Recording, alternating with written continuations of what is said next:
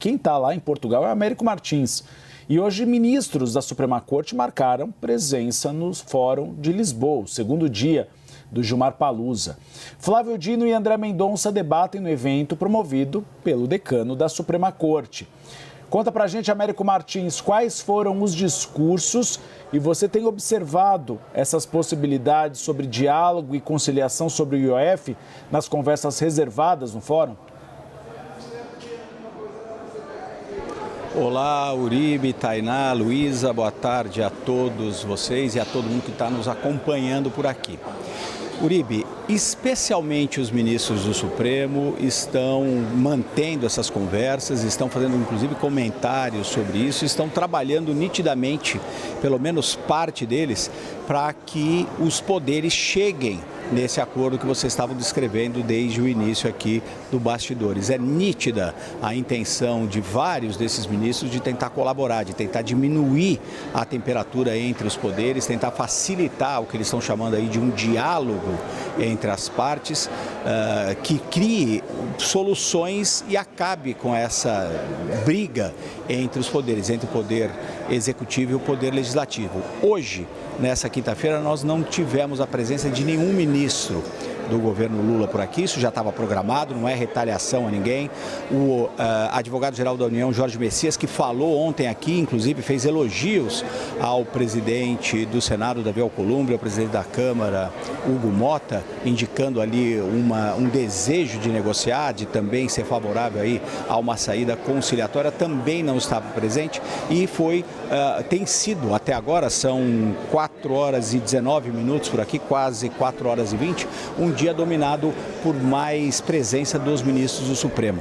O ministro Gilmar Mendes, que está envolvido nessas conversas, chegou a fazer uma nova defesa, como fez anteriormente em outras ocasiões, da possibilidade de se discutir, inclusive, uma espécie de semipresidencialismo, mas ele disse que é importante que haja o diálogo entre os poderes e que eles, eventualmente, consigam diminuir a temperatura e chegar num acordo. Ele deu vários exemplos, como os que vocês colocaram, anteriores, em que o STF ajudou os poderes a chegarem em acordos. E o ministro Flávio Dino, que não estava por aqui ontem, chegou hoje, fez uma palestra sobre justamente a questão orçamentária num sistema presidencial. Ele foi além. Ele disse que o Judiciário, o STF, pode sim ajudar nessas negociações, tem um espaço para isso, foi chamado a tentar arbitrar essa disputa entre o governo e o Congresso, portanto é legítimo que o STF tente ajudar nessa questão da conciliação. Ele lembrou, no entanto, que a conciliação é eminentemente política, que o STF pode ajudar nesse processo, mas tem que ser, obviamente, uma decisão política entre os dois poderes, o poder legislativo e o poder executivo.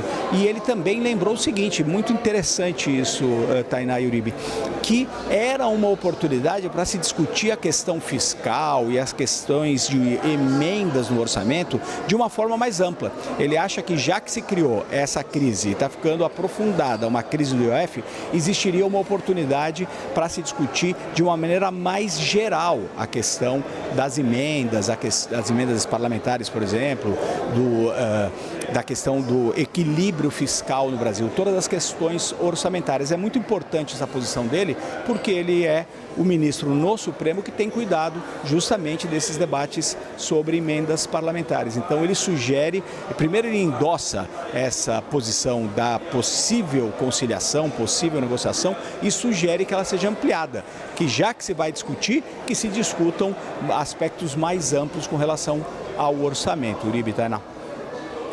Obrigada, querido Américo Martins. É muito interessante esse apontamento do Américo sobre a fala do Flávio Dino em relação às emendas, porque há uma grande expectativa, a gente pode falar sobre isso mais adiante, do governo em relação à decisão de Dino, eventualmente derrubando esse expediente da impositividade das emendas, o que faria com que o Executivo voltasse a ter maior domínio sobre o orçamento e, consequentemente, o Congresso menos domínio sobre o orçamento.